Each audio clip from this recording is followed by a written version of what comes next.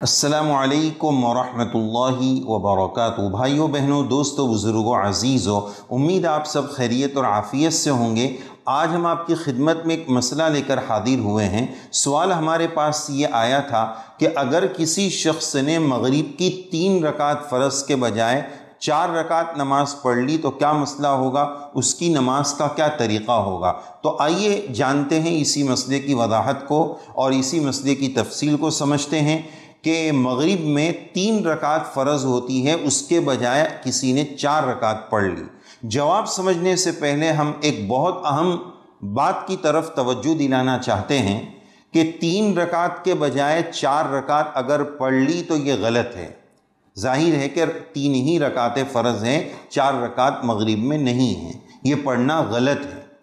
یہاں سے یہ پتہ چلا کہ شریعت میں جو بات جتنی جس طرح جیسے ثابت ہے اس کو اسی طرح کرنا ہے۔ اگر کوئی یوں بولے کہ بھائی اگر میں نے 1 رکعت زیادہ پڑھ لی تو کون سا غلط کیا، عبادت ہی تو بڑھا دی، کوئی کمی تو کی نہیں ہے، زیادہ کر لیا، تو اس کی بات نہیں مانی جائے گی۔ اصول کیا پتہ چلا کہ شریعت اور دین میں جو بات جتنی جس طرح ثابت ہے اسی طرح کرنے کا نام دین اور شریعت اور اسلام ہے، ورنہ وہ بدعات اور رسوم اور خرافات ہے۔ بہرحال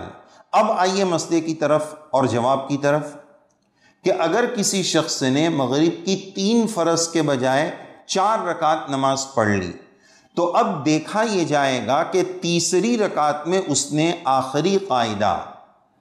اخیرہ میں التحیات و تشہد کی مقدار وہ بیٹھا تھا یا نہیں بیٹھا تھا۔ اگر اس نے التحیات کی مقدار قاعدہ کر لیا، قاعدہ اخیرہ میں وہ بیٹھا تھا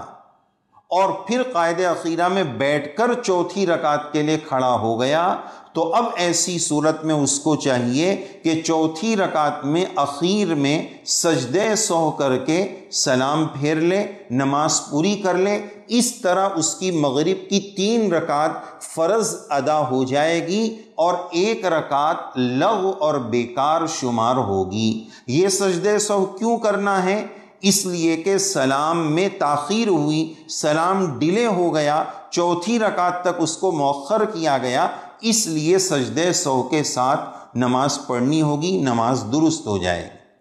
اگر کسی شخص نے تیسری رکعت پر قاعدہ اخیرہ نہیں کیا تھا اور کھڑا ہو گیا تو اب ایسی صورت میں وہ نماز درست نہیں ہوگی، اس نماز کو دہرانا پڑے گا، اس کا اعادہ کرنا لازم ہوگا، اس لیے کہ قاعدہ اخیرہ میں تشہد کی مقدار بیٹھنا فرض تھا، وہ فرض اس سے چھوٹ گیا، اب اس لیے یہ نماز شمار نہیں ہوگی، اس نماز کو اس کو دہرانا پڑے گا۔ اور اگر کسی نے تیسری رکعت میں قاعدہ کیا تھا، چوتھی رکعت بھی پڑھ لی، سجدہ سہو کے بغیر چوتھی رکعت مکمل کر لی، تو اب مسئلہ یہ ہے کہ اگر اس نماز کا وقت باقی ہے